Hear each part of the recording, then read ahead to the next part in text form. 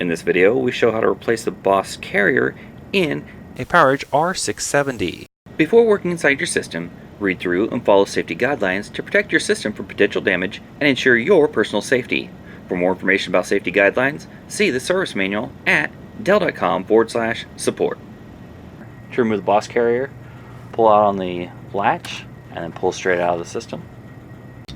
To remove the M.2 NVMe SSD, loosen the two captive screws on the cover. Then, tilt the cover and remove it. Lift the SSD at an angle and remove it from the connector on the carrier. Note, when replacing the SSD, be sure to replace existing thermal pads with new ones.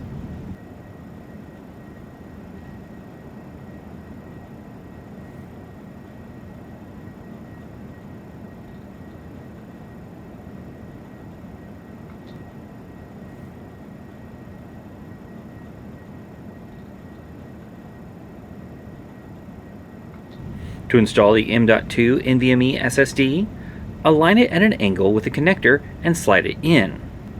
Place the cover on the carrier and tighten the two captive screws to secure it in place. To install the BOSS carrier, align it with the system, slide it all the way in, and then close the latch to lock it in place. For more information or support about the PowerEdge R670, visit dell.com/support.